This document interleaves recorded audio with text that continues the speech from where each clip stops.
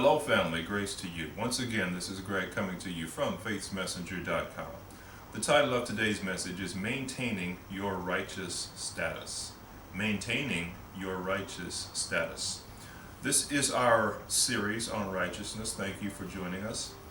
We've already filmed 2 segments of this series, and today I want to talk about how we can maintain our righteous status in Christ.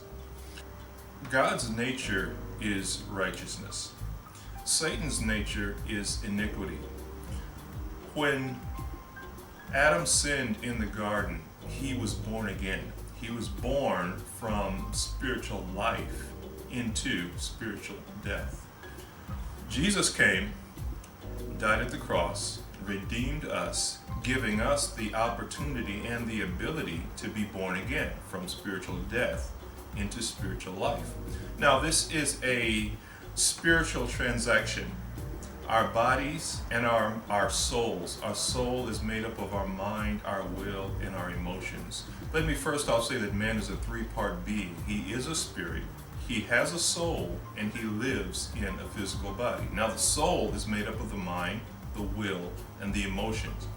The body and the soul, which is made up of the mind, the will, and the emotions, has not been redeemed yet. The body and the soul have to be retrained. Now, that's important to know because the enemy's goal is to keep us conscious of sin through our minds, keep us sin conscious. If he can keep us conscious of sin, we will be ineffective in walking in our righteousness. We will be ineffective at maintaining the boldness, which is a byproduct of righteousness. Sin consciousness is what caused Adam and Eve to hide themselves in the garden. They knew they had sinned, they were conscious of their sin, and the byproduct of sin consciousness is hiding, is shame, is that which will take you away from the presence of God. We must maintain our connection with God at all times. Have you ever,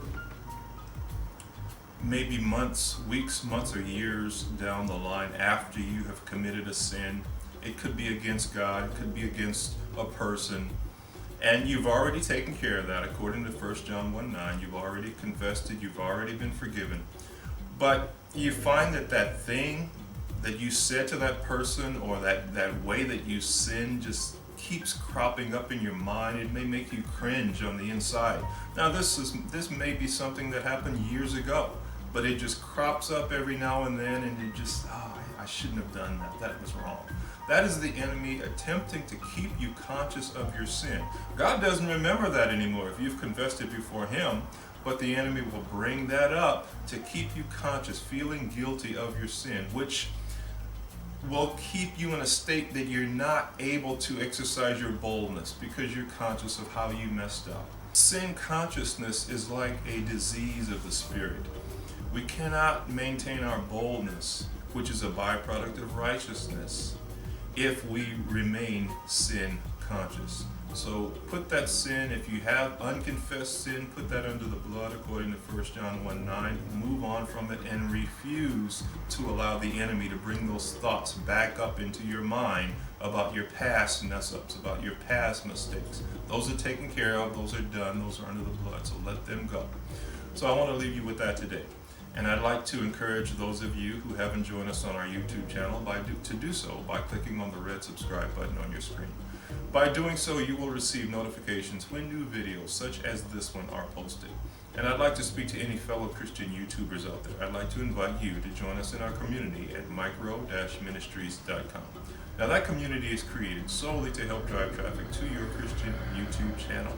God has given you a word, and that word needs to be seen and heard by the masses. So what we do is we offer support, encouragement, training, anything that we can possibly do to help drive traffic to your Christian YouTube channel. So once again, that address is micro-ministries.com. Now, that is a private community, so you'll need an invitation. What you'll need to do is send me an email message at FaithsMessenger@gmail.com, and I'll get that invitation right over to you. Please paste the URL to your Christian YouTube channel in that message. And like I said, I'll get that invitation right over to you. And last but not least, I would like to invite those of you who haven't joined us already to join us on our blog at FaithsMessenger.com. We currently have over 550 individual blog posts on the blog which address a myriad of different topics. Real life, relevant, everyday topics that each and every one of us has to deal with. So once again, that address is FaithsMessenger.com. So with all that's been said today, I'd like to leave you with a question. Now this question can be posed to anything that you may be going through in life. I'd like for you to ask yourself, is anything impossible with God? Have a great day, family. I love you, and I'll talk to you later. Bye-bye.